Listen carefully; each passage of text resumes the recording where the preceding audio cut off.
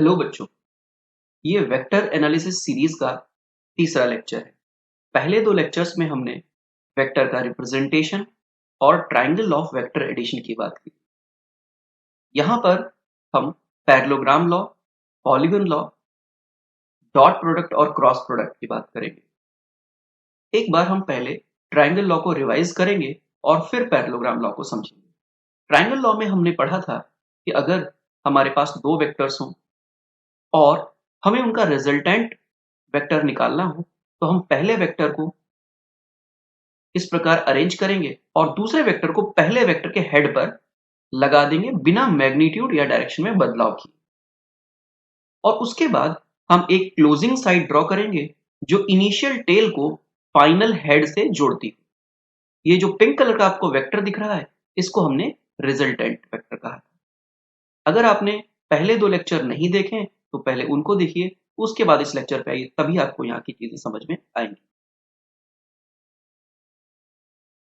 अब parallelogram law में जाने के लिए पहले मैं आपको समझाता हूं कि इक्वलिटी ऑफ वेक्टर्स क्या होती है।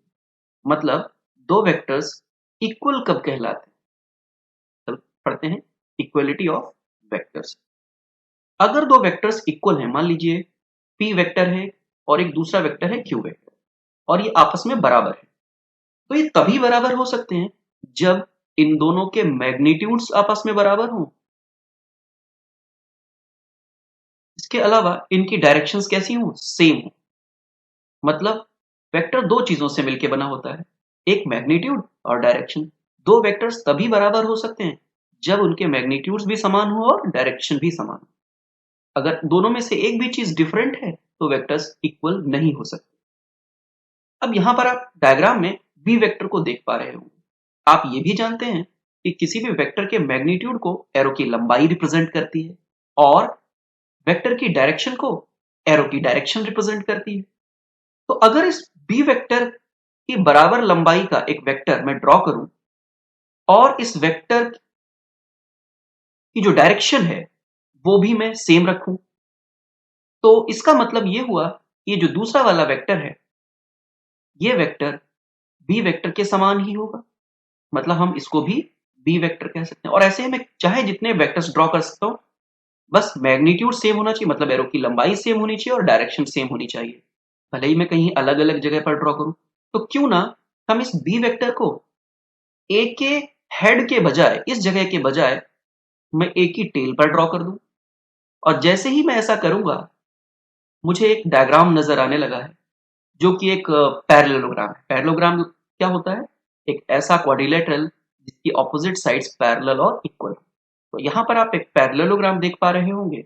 ये जो पैरेललोग्राम है इसमें एक साइड ए वेक्टर है और दूसरी साइड बी वेक्टर है। तो इस प्रकार से हम ये कह सकते हैं कि अगर दो वेक्टर्स ए वेक्टर और बी वेक्टर किसी पैरेललोग्राम की एडजेसेंट साइड्स को रिप्रेजेंट करें, तो इस पैरेललोग्राम का जो डायगोनल होगा ना, जो ए और बी की टेल से गुजरता है, वो ए और बी के रिजल्टेंट को रिप्रेजेंट करे। मतलब जो ट्रायंगल लॉ में हमने पढ़ा था ये वही बात है, बस उसका कहने का तरीका बदल गया। ट्रायंगल लॉ में हम क्या करते थे, ए वेक्टर के सिर पे बी वेक्टर को बिठाते थे और उसके बाद क्लोजिंग साइड ड्रॉ कर देते थे और हम कहते थे कि अगर एक वेक्टर ए वेक्टर को बी वेक्टर के साथ ट्रायंगल के फॉर्म में अरेंज किया जाए तो ट्रायंगल की जो क्लोजिंग साइड होती है, जो कि पिंक कलर से आपको दिख रही है, वो रिजल्टेंट को रिप्रेजेंट करेगी। यहां पर हमने बात को कहने का तरीका बदल दिया। हमने कहा कि हम ए वेक्टर ड्रॉ करेंगे और बी वेक्टर को ए के सिर पर ड्रॉ करने के बजाय हम ए की टेल पर ड्रॉ करेंगे और फिर हम एक पैरेललोग्राम बना देंगे। पैरेललोग्राम खुद ही बन जाएगा, हम नहीं बनाएंगे, वो खुद ही बन जाएगा। और फिर उस पैरेललोग्राम का डायगोनल ड्रॉ करेंगे। जो भी डायगोनल आएगा वो मैग्नीट्यूड और डायरेक्शन दोनों में ए और बी के रिजल्टेंट को रिप्रेजेंट। मैग्नीट्यूड और डायरेक्शन दोनों में कहने का क्या मतलब है? इसका मतलब है कि ये जो पिंक कलर का एरो बना है इसकी लंबाई जितनी ज्यादा होगी रिजल्टेंट मैग्नीट्यूड में उतना ही ज्यादा होगा, और जो भी डायरेक्शन इस पिंक कलर के वेक्टर की है उसी डायरेक्शन में ए और बी का रिजल्टेंट जाएगा। तो उम्मीद करता हूं आपको पैरेललोग्राम लॉ समझ में आ गया होगा। अगर आपने पहले के दो लेक्चर्स नहीं देखे तो पहले उनको देखिए, ट्रायंगल लॉ को ठीक से समझिए, तभी आपको पैरेललोग्राम लॉ समझना चाहिए। अब हम लोग पढ़ते हैं पॉलीगन लॉ की तरफ। ये पॉलीगन लॉ क्या है? देखिए, जब हम दो वेक्टर्स को वेक्टर लॉज के अकॉर्डिंग ऐड करना चाहते हैं तो हम उसको ट्रायंगल लॉ या पैरेललोग्राम लॉ से ऐड करते हैं। ऐड करने का मतलब रिजल्टेंट निकालना होता है। यहाँ पर ऐड करने का मतलब मैग्नीट्यूड ऐड करना नहीं होता। यहाँ पर 20 + 20 40 नहीं होगा, या फिर 20 + 30 50 नहीं होगा, ऐसा कोई जरूरी नहीं। वेक्टर की जो मैथमेटिक्स है वो थोड़ी सी डिफरेंट चलती है नॉर्मल मैथमेटिक्स। तो अब हम लोग चलते हैं पॉलीगन लॉ की तरफ। मूवमेंट, मान लेते हैं कि हमारे पास कुछ 4 वेक्टर्स हैं। अब इन सबको हम आपस में जोड़ना चाहते हैं। जोड़ना इन द सेंस कि हम इनका रिजल्टेंट निकालना चाहते हैं। सिंप्लिसिटी के लिए आप समझ सकते हैं कि ये सारे फोर्सेस हैं। ठीक है, एक पार्टिकल है हमारे पास और उस पार्टिकल पर ये सारे फोर्सेस काम कर रहे हैं। जैसे मान लीजिए ये है एक पार्टिकल और इस पे एक 10 न्यूटन का फोर्स काम कर रहा है। इस तरफ को 10 न्यूटन मान लीजिए, ए वेक्टर ये 10 न्यूटन का फोर्स है। एक 20 न्यूटन का फोर्स काम कर रहा है इस तरफ को, जो कि बी वेक्टर से रिप्रेजेंट हो रहा है। 10 न्यूटन 20 न्यूटन लिख देता हूं मैं समझने के लिए। और उसके बाद एक 8 न्यूटन का फोर्स है जो इस तरफ काम कर रहा है। सी की डायरेक्शन मान लेते हैं, सी जो है वो 8 न्यूटन को रिप्रेजेंट। और एक और फोर्स है जो कि कुछ 9 न्यूटन का है, वो इधर की तरफ काम कर रहा है, जो कि डी वेक्टर से रिप्रेजेंट है। तो कितना फोर्स इस बेचारे पार्टिकल पर लगेगा? ये 4 फोर्सेस लग रहे हैं इस पे। कैसे पता चलेगा हमको? ये काम हमारा करेगा पॉलीगन। पॉलीगन लॉ में हम क्या करने वाले हैं? नॉर्मली जो हमने ट्रायंगल लॉ में पढ़ा है या पैरेललोग्राम लॉ में जो चीजें हमने, जो कंसेप्ट हमने समझे हैं, उन्हीं को लगाना है। कुछ नया है नहीं। सबसे पहले हम ए वेक्टर ड्रॉ कर देते हैं। ठीक है, ये हमारा ए वेक्टर हो गया। अब हम इसके हेड पर बी वेक्टर को ड्रॉ करेंगे। हम ट्रायंगल लॉ ही लगा रहे हैं असल में। अभी आप देखिए, बी वेक्टर जैसा है वैसा ही, हम बदलाव नहीं कर सकते, इसका हमें कोई अधिकार नहीं। बी वेक्टर को हमने ए के हेड पर लगा दिया। तो ट्रायंगल लॉ कहता है कि ए और बी का जो रिजल्टेंट है वो क्लोजिंग साइड से ड्रॉ हो जाएगा। क्लोजिंग साइड में यहां पर ड्रॉ कर देता हूं डॉटेड लाइन से। तो ये हो गई क्लोजिंग साइड। और ये जो क्लोजिंग साइड है ये किस चीज को रिप्रेजेंट कर रही है? ए और बी के रिजल्टेंट को। रिजल्टेंट को हम लोग प्लस लगा करके लिखते हैं। यहाँ पर ध्यान रखना है, प्लस का मतलब जोड़ना नहीं है। मैं बार बार इस चीज को बताता रहता हूँ। जोड़ने का मतलब डायरेक्टली आप मैग्नीट्यूड्स को मत जोड़ दीजिए। अब ये आ गया ए प्लस। अब हम बी के हेड पे ना सी को अरेंज करेंगे। बी के हेड पर सी को अरेंज करेंगे। सी कहाँ है? सी लेफ्ट की साइड में डायरेक्टेड है। उसका मैग्नीट्यूड थोड़ा सा कम है, 8 न्यूटन हमने दिखाया था, तो इतना कुछ।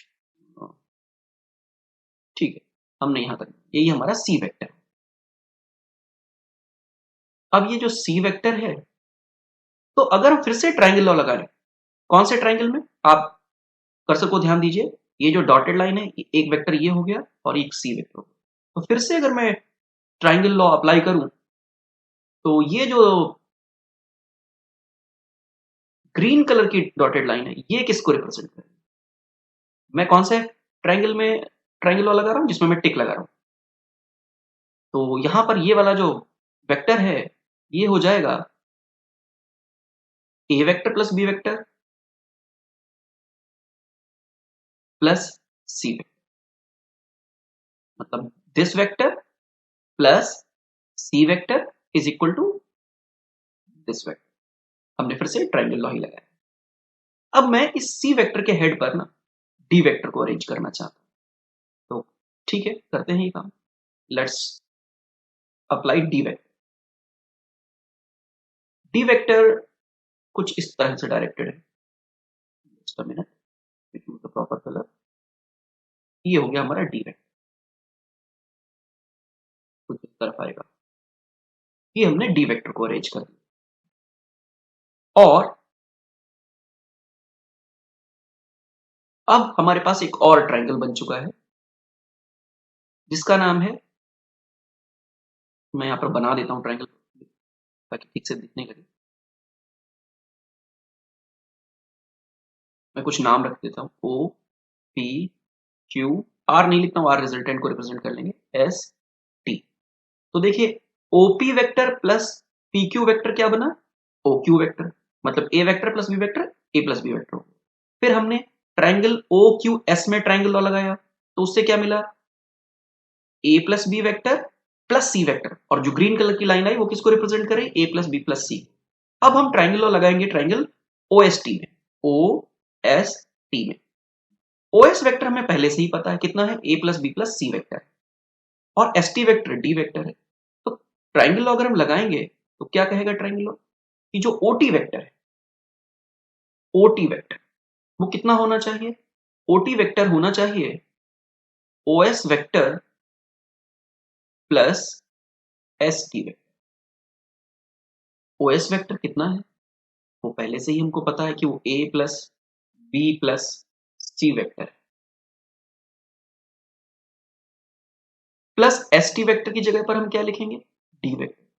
तो फाइनली हमको क्या मिल गया, a vector plus b vector plus C vector और प्लस डी। कहने का मतलब ये है कि अगर हमारे पास दो से अधिक वेक्टर्स हैं तो हमें उनका रिजल्टेंट कैलकुलेट करना है, तो हमें क्या करना पड़ेगा, हमें उन वेक्टर्स को इस प्रकार अरेंज करना है कि सबसे पहले एक वेक्टर रखेंगे, उसके हेड पे दूसरा वेक्टर लगा देंगे, उसके हेड पे तीसरा वेक्टर लगा देंगे, उसके हेड पे चौथा वेक्टर लगा देंगे, और इस प्रकार से एक पॉलीगन बनता हुआ चला जाएगा।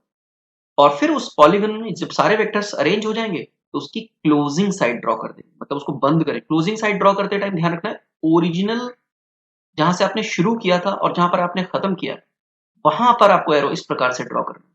तो ये जो एरो मैं बना रहा हूं, जो कि मैं पिंक कलर से हाईलाइट कर रहा हूं, this arrow represents your resultant. और इसमें कैसे रिप्रेजेंट कर रहा है, कुछ नहीं करना है आपको, सारे वेक्टर्स का वेक्टर सम कर देना, एबीसीडी सबका डायरेक्टली, तो आप क्लोजिंग साइड पर आ जाओगे। अभी हम लोग एक प्रॉब्लम भी सॉल्व करेंगे इसी की मदद से, तो आपको और क्लैरिटी आ जाएगी।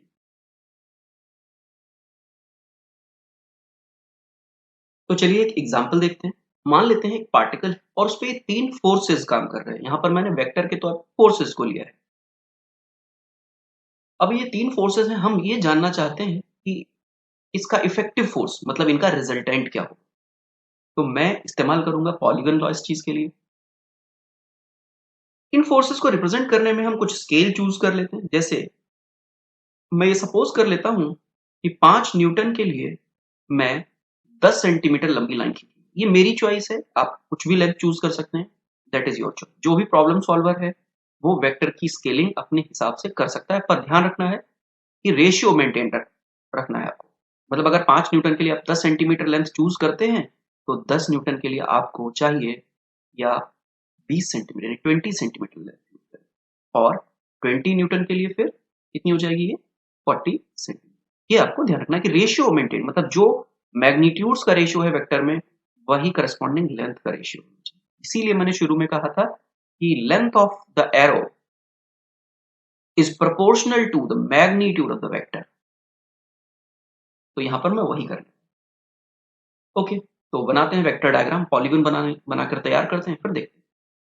तो सबसे पहले मैं पहला वेक्टर यानी कि 10 न्यूटन का वेक्टर बनाऊंगा, और 10 न्यूटन के लिए लेंथ है 20 सेंटीमीटर, मतलब मुझे 20 सेंटीमीटर लंबा एरो यहां पर ड्रॉ करना है। उसके बाद अगला काम क्या होगा, अगला स्टेप है कि मैं दूसरा वेक्टर ड्रॉ करूं। आप ऑर्डर कुछ भी चूज कर सकते हैं, ऐसा कोई जरूरी नहीं है कौन सा वेक्टर पहले करना है। तो मैंने 10 का वेक्टर पहले बना लिया 10 न्यूटन के लिए, फिर अब मैं 20 न्यूटन के लिए चूज करूंगा, क्योंकि ये थोड़ी जगह ऊपर कम है तो इसलिए मैं थोड़ा नीचे बना रहा हूं। ओके, अब मैं 20 न्यूटन के लिए कितनी लेंथ चूज करूंगा, 40, ठीक इसकी डबल है। तो let us draw this vector. ये इस प्रकार से कुछ बन जाएगा। सिंप्लिसिटी के लिए मैंने 90 डिग्री एंगल ही लिए हैं क्योंकि समझाना आसान रहता है। तो मैं इनकी लेंथ लिख भी देता हूँ। ये हमारा है 10 न्यूटन का फोर्स, और करस्पॉन्डिंग लेंथ जो है वो है 20 सेंटीमीटर। ये हमारा है 20 न्यूटन का फोर्स, जिसके लिए हमने लेंथ ले रखी है 40 सेंटीमीटर। और अब इसके हेड पर मैं तीसरे वेक्टर को अरेंज करूंगा जो कि 5 न्यूटन का हमारा फोर्स है। तो 5 न्यूटन का फोर्स जो कि लेफ्ट की तरफ डायरेक्टेड, तो इसके हेड पर मैं लगाऊंगा और लेफ्ट की तरफ डायरेक्शन होनी चाहिए। तो ये जो तीसरा वेक्टर मैंने बनाया है ये 5 न्यूटन का फोर्स है, और इसके लिए जो लेंथ मैंने चूज की है वो कितनी है, 10 सेंटीमीटर। तो हमारा पॉलीगन कंप्लीट हो गया है, पॉलीगन हमने बना लिया, अभी क्लोजिंग रह गई है बस। 3 की जगह अगर 4 वेक्टर होते तो चौथे वेक्टर को मैं कहाँ लगाता, इस जगह पर यहाँ पर फिलहाल इस प्रॉब्लम में ऐसा नहीं है, 3 ही वेक्टर्स हमारे पास। तो अब मुझे क्या करना है, the last step is to draw a closing side. आप इस क्लोजिंग साइड को ड्रॉ करें। This is your closing side. अभी जो क्लोजिंग साइड है इसकी लेंथ हमें अगर पता लग जाए तो मुझे मैग्नीट्यूड पता लग जाएगा। तो लेंथ पता लगाने के लिए मैं थोड़ी सी ज्योमेट्री का इस्तेमाल कर लेता हूँ। यहाँ से मैं परपेंडिकुलर गिरा देता हूँ यहाँ पे, और फिर कैलकुलेशंस हैं, थोड़ी सी सिंपल सिंपल कैलकुलेशंस हैं। क्या कैलकुलेशन देख लीजिए, ये 20 सेंटीमीटर है, ऊपर ये 10 सेंटीमीटर, तो अगर ये 10 सेंटीमीटर हो गया ना, ये अगर 10 सेंटीमीटर है तो इधर वाली लेंथ भी 10 सेंटीमीटर हो गई, और वर्टिकल वाली जो लेंथ दिख रही है आपको ये 40 सेंटीमीटर है। तो इधर वाली ये जो लेंथ दिख रही है ये कितनी होगी, ये होगी पाइथागोरस थ्योरम से निकाल लीजिए इसको आप। That will be what, that will be 40 square plus 10 square, तो 1766 इतनी। तो अप्रोक्सीमेटली ये लेंथ आएगी 41 सेंटीमीटर। अब आप जानते हैं कि 10 सेंटीमीटर 5 न्यूटन को रिप्रेजेंट कर रहा है, तो 1 सेंटीमीटर 0.5 न्यूटन को रिप्रेजेंट करेगा। तो 41 सेंटीमीटर कितने को रिप्रेजेंट करेगा, 41 multiplied by 0.5, that is 20.5 Newton. तो हमें पता चल चुका है कि ये जो पार्टिकल है इस पर 20.5 न्यूटन का फोर्स लगेगा। इसका मैग्नीट्यूड हमें पता चल चुका है, रिजल्टेंट फोर्स का मैग्नीट्यूड हमें पता चल चुका है, पर डायरेक्शन क्या होगी। अगर हम डायरेक्शन जानना चाहते हैं तो किसी प्रकार से अगर ये एंगल हमें मिल जाए तो हमें पता लग जाएगा कि जो हमारा रिजल्टेंट है, जो कि पिंक कलर से मैंने इस डायग्राम में दिखाया है, वो किस तरफ डायरेक्टेड है। और ये काम भी मुश्किल नहीं है। मैं इस एंगल को अल्फा बीटा कुछ भी नाम देता हूँ और मैं tan अल्फा कैलकुलेट करने की कोशिश करता हूँ। तो tan alpha is perpendicular upon base. Perpendicular कौन से ट्रायंगल में हूँ, ये वाले ट्रायंगल। तो perpendicular is 40 and base is 10, that is 4। तो tan अल्फा की वैल्यू जो आई है वो कितनी आई है, 4। tan alpha is equal to 4, so alpha is equal to tan inverse 4। अब जो भी वैल्यू आ जाए हम कैलकुलेटर से इसकी वैल्यू कैलकुलेट कर सकते हैं।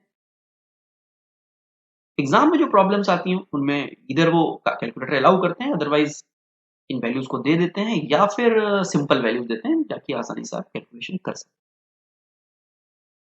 तो वैसे ये लगभग आपका आएगा 75.9 डिग्री के आसपास या उससे थोड़ा ज्यादा अप्रॉक्सीमेट। तो आई होप आपको दोनों laws, triangle law, parallelogram law और उसके साथ ये पॉलीगन लॉ, ये सारी चीजें समझ में आ गई होंगी।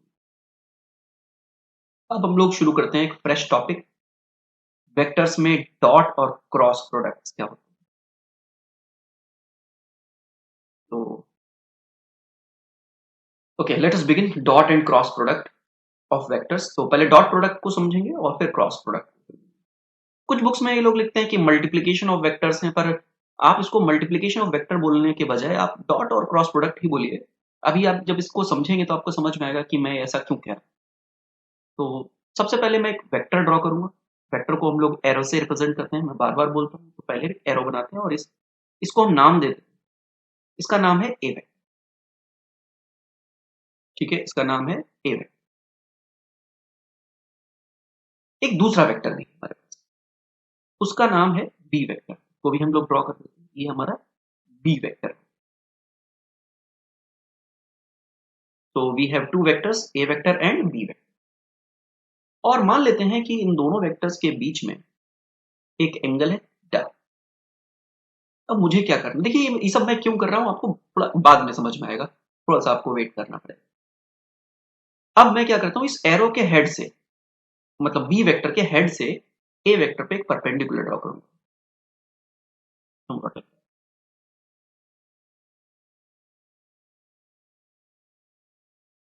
और इसके अलावा मैं एक काम और करता हूं, ए वेक्टर को मैं मान लेता हूं कि ये एक्स एक्सिस के अलावा में ये एक्स एक्सिस है।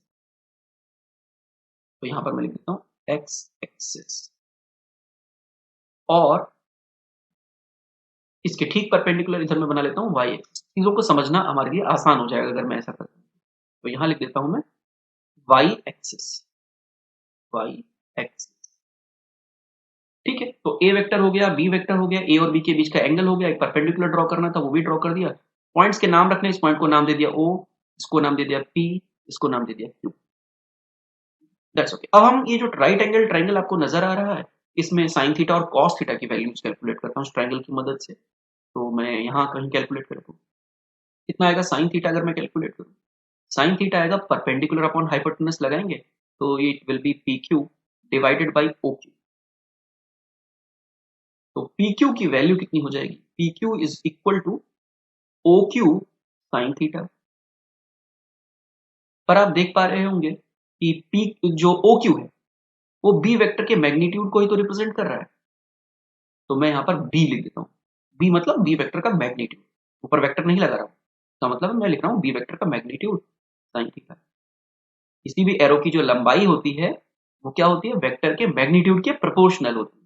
यहाँ पर प्रोपोर्शनलिटी कांस्टेंट मैं नहीं लिख रहा हूँ क्योंकि वो कैंसिल आउट हो जाता है, तो मैं डायरेक्टली लिख रहा हूँ पी क्यू की वैल्यू आ गई इतनी।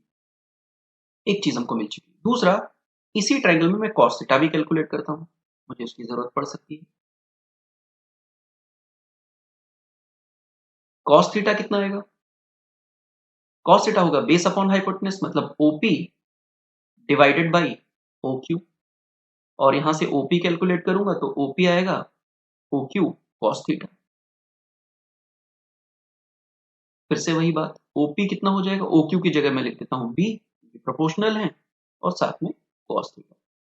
तो हमारे पास ओपी और पी क्यू दोनों आ चुके हैं थीटा के और ए और बी के मैग्नीट्यूड के टर्म्स में, राइट। अब देखिए जो डॉट प्रोडक्ट होता है, अब हम लोग शुरू करते हैं डॉट प्रोडक्ट। तो जो डॉट प्रोडक्ट होता है वो कहते किसको है, आप सिंपली क्या कीजिए, पहले वेक्टर का कोई भी वेक्टर पहला ले सकते हैं, यहां पर हमने ए को पहला वेक्टर लिया तो पहले वेक्टर का मैग्नीट्यूड लिखिए, ठीक है, पहले वेक्टर का मैग्नीट्यूड मैंने लिख दिया है। अब इसमें मल्टीप्लाई कर दीजिए, ये सिर्फ स्केलर है, मैग्नीट्यूड किसी वेक्टर का जो होता है वो स्केलर होता है, खाली मैग्नीट्यूड ही है, डायरेक्शन तो उसमें है नहीं। तो ए वेक्टर का मैग्नीट्यूड लिख दिया जो कि एक स्केलर है, उसमें क्या मल्टीप्लाई करना है, मुझे बी का वो कंपोनेंट मल्टीप्लाई करना है जो ए के परपेंडिकुलर हो। अब बी तो मुझे दिख रहा है डायग्राम में जो कि ओ क्यू है, बी का कंपोनेंट का क्या मतलब, बी का कंपोनेंट मतलब ओपी, ये चीज देखो, बी की परछाई आप समझ सकते हो इसको। आप ऊपर से मान लीजिए लाइट डालते हैं, इधर से रोशनी गिराते हैं, तो बी की परछाई जो एक्स एक्सिस पे बनेगी ओपी बनेगी। तो इस ओपी को ही मुझे मल्टीप्लाई करना है ए के मैग्नीट्यूड में, मतलब ओपी मतलब दिस इज बी कॉस। ये जो क्वांटिटी है, ये क्वांटिटी का नाम रखा गया डॉट प्रोडक्ट। तो लेफ्ट हैंड साइड इंपॉर्टेंट नहीं हमारे लिए, sorry right hand side important नहीं है, ये तो नोटेशन है। लेफ्ट हैंड साइड इंपॉर्टेंट है कि मतलब क्या होता है डॉट प्रोडक्ट का, एक वेक्टर का मैग्नीट्यूड लेना है और दूसरे वेक्टर का की परछाई प्रोजेक्शन जो पहले वेक्टर पे बन रही है, इसको हम लोग डॉट प्रोडक्ट कहते हैं। तो क्या बन गया डॉट प्रोडक्ट का formula, A dot B is equal to A cos theta. This is called the dot product of two vectors. तो यहां पर मल्टीप्लीकेशन कहना ठीक नहीं, प्रोडक्ट का मतलब हो गया कि दो चीजों को कंबाइन करना। किस तरीके से कंबाइन करना वो मैंने आपको बताया कि पहला एक वेक्टर का मैग्नीट्यूड लेना है और दूसरे वेक्टर का पहले की डायरेक्शन में प्रोजेक्शन लेना, परछाई लेनी। और इस क्वांटिटी का जो भी ये पूरी रेसिपी है, इससे जो कुछ भी बनेगा उसको हम लोग बोलेंगे dot product of two vectors. इसको हम लोग प्यार से स्केलर प्रोडक्ट।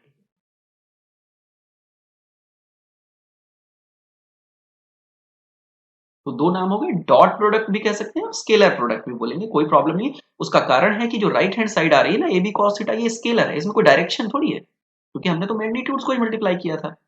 ए भी मैग्नीट्यूड है और ये जो बी कॉस थीटा है ये तो एक वेक्टर की परछाई है, ये भी केवल मैग्नीट्यूड ही मल्टीप्लाई करना था।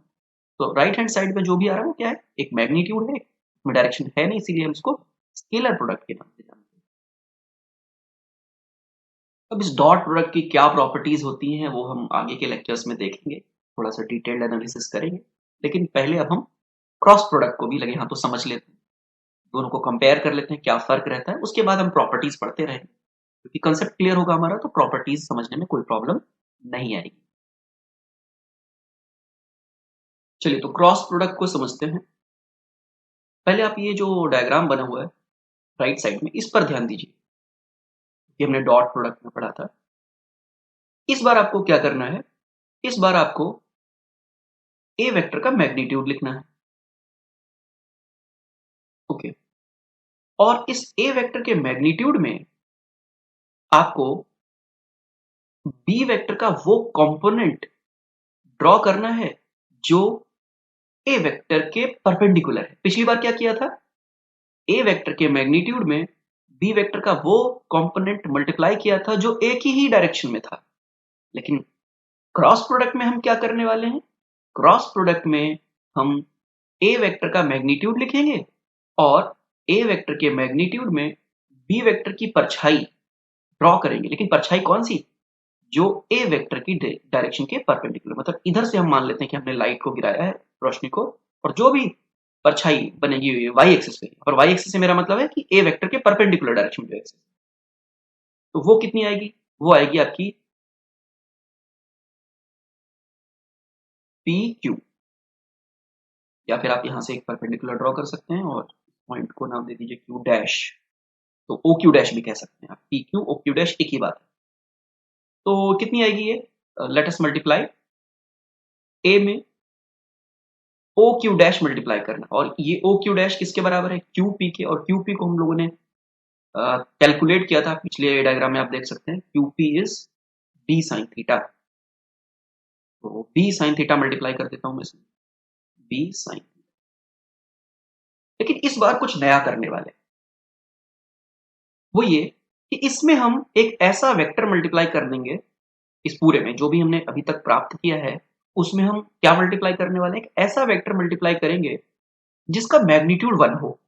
मेरी बात ध्यान से सुनिएगा, जिसका मैग्नीट्यूड 1 हो और जिसकी डायरेक्शन ए और बी के दोनों के परपेंडिकुलर हो, मतलब उस प्लेन के ही परपेंडिकुलर हो जिसमें ए और बी लाई करते हैं। यहां पर ए और बी आपके एक्स वाई प्लेन में लाई करते हैं, है ना, ये एक्स एक्सिस है, ये वाई एक्सिस है, तो ए और बी आपके कहां लाई कर रहे हैं, एक्स वाई प्लेन में।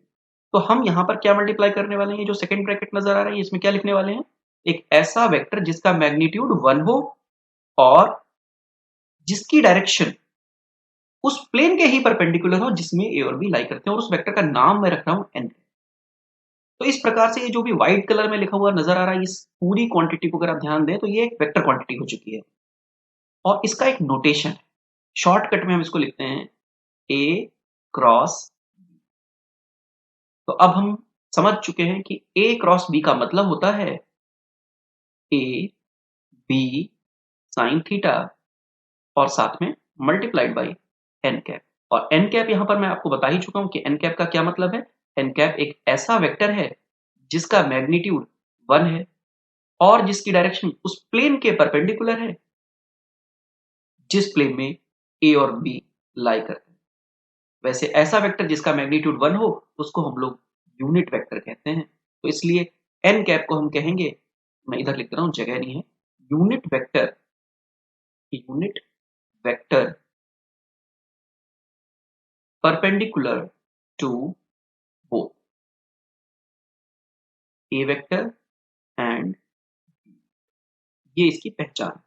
तो फॉर्मूला क्या हो गया, a cross b is equal to a b sine theta n cap, और इसको हम लोग क्रॉस प्रोडक्ट बोलते हैं या फिर एक और नाम है इसका वेक्टर प्रोडक्ट, और उसका कारण है कि राइट हैंड साइड एक वेक्टर है, वी कॉल इट वेक्टर, और इस वेक्टर प्रोडक्ट की डायरेक्शन क्या है, एन कैप की तरफ है, मतलब ए क्रॉस बी जो है उसकी डायरेक्शन एन कैप की दिशा में, मतलब ए क्रॉस बी की डायरेक्शन ए और बी दोनों के परपेंडिकुलर। हम ये भी लिख सकते हैं कि जो ए क्रॉस बी है ये हमेशा परपेंडिकुलर होता है किसके, ए वेक्टर के भी, और दूसरी बात क्या लिखूंगा, दूसरी बात लिखूंगा कि ए क्रॉस बी हमेशा परपेंडिकुलर होता है किसके, बी वेक्टर के भी।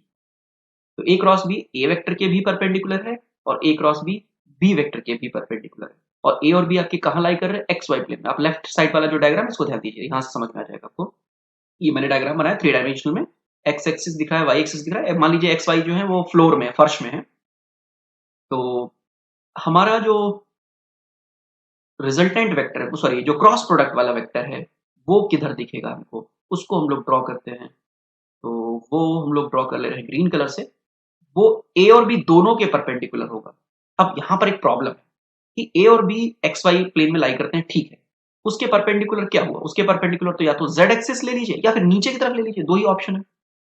अब अगर दो ऑप्शन रहेंगे तो प्रॉब्लम बनी रहेगी हमेशा फिजिक्स में, मैथमेटिक्स में, कि कुछ लोग ए क्रॉस बी को ऊपर लेंगे, कुछ नीचे लेंगे, कुछ होता भी नहीं है इसका। तो उसका एक तरीका बनाया गया, वो मैं आपको बताने वाला हूं, इसको हम बोलते हैं राइट हैंड थंब रूल।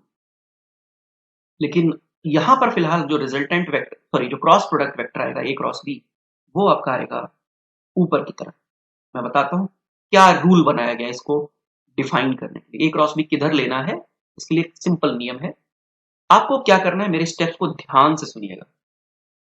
पहला काम करना है कि आप आपका जो राइट हैंड का पंजा है, राइट हैंड है, उसकी उंगलियों को स्ट्रेच कीजिए, सीधा रखिए हाथ ए वेक्टर की दिशा में, जो पहला वेक्टर है आपका उसकी तरफ उंगलियों को रखिए। और जब आप पहले वेक्टर की तरफ अपनी उंगलियों को रख रहे होंगे, तब उस समय इस चीज पर ध्यान दीजिए कि आपकी जो हथेली है वो बी वेक्टर को फेस करनी चाहिए। अगर कोई ओरिएंटेशन दूसरा है तो आप घुमा लीजिए, रोटेट कर लीजिए अबाउट योर आर्म, आपने आर्म के अबाउट रोटेट कर लीजिए कि आपकी हथेली बी को फेस कर रही हो।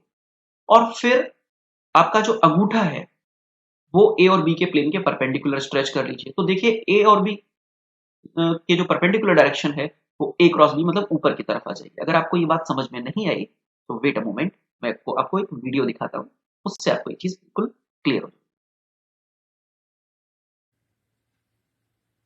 तो आप यहाँ पर दो पेन्स को देख पा रहे होंगे। एक पेन ए वेक्टर को रिप्रेजेंट कर रहा है और दूसरा पेन बी वेक्टर को रिप्रेजेंट कर रहा है। और हमें यहाँ पर क्रॉस प्रोडक्ट यानी कि ए क्रॉस बी की डायरेक्शन जाननी है किधर है। इसके लिए हम लोग राइट हैंड का यूज करेंगे। ये मेरा राइट हैंड है। सबसे पहले हम अपनी जो राइट हैंड की फिंगर्स हैं उनको ए वेक्टर की तरफ स्ट्रेच करेंगे। आप देख सकते हैं ये मैंने ए वेक्टर की तरफ स्ट्रेच कर दिया। लेकिन इस बात का मुझे ध्यान रखना है कि मेरी जो हथेली है, जो पाम है, वो बी वेक्टर को फेस कर रहा हो। लेकिन अभी तो ऐसा है नहीं, तो मैं अपने हाथ को पहले रोटेट करूंगा लाइक दैट। अभी अपने राइट हैंड की फिंगर्स को ए वेक्टर की डायरेक्शन में रखते हुए मेरा पाम बी वेक्टर की डायरेक्शन को फेस कर रहा है। और अब मैं अपनी फिंगर्स को रोटेट करूंगा टुवर्ड्स बी लाइक दैट। तब मेरा जो थंब है उसकी जो डायरेक्शन है वही ए क्रॉस बी की डायरेक्शन होगी। तो इसका मतलब है कि ए क्रॉस की डायरेक्शन ऊपर की तरफ है, जिधर कैमरा लगा हुआ है। अगर मुझसे कोई पूछे कि बी क्रॉस ए की डायरेक्शन क्या होगी, तो मैं वही प्रोसेस रिपीट करूंगा। पहले मैं अपने राइट हैंड को बी वेक्टर की तरफ ले जाऊंगा। लेकिन यहां पर एक प्रॉब्लम है कि बी वेक्टर की तरफ उंगलियों को ले जाते टाइम मेरी जो हथेली है वो ए को फेस नहीं कर रही है। इसके लिए मैं पहले हाथ को रोटेट करूंगा कुछ इस प्रकार से। अभी मेरे राइट हैंड की जो फिंगर्स हैं वो बी की तरफ स्ट्रेच्ड हैं, आप देख पा रहे होंगे। और जो पाम है, जो हथेली है, वो ए को फेस कर रही है। तब मैं फिंगर्स को रोटेट करूंगा टुवर्ड्स ए, और इस बार मेरा जो अंगूठा है वो नीचे की तरफ है, कैमरे से दूर की तरफ। इसका मतलब है कि बी क्रॉस ए की डायरेक्शन डाउनवर्ड है, नीचे की तरफ है, कैमरे से दूर की तरफ है। आई होप आपको यहां तक चीजें समझ में आ गई होंगी। Thank you. Let's see you in next video.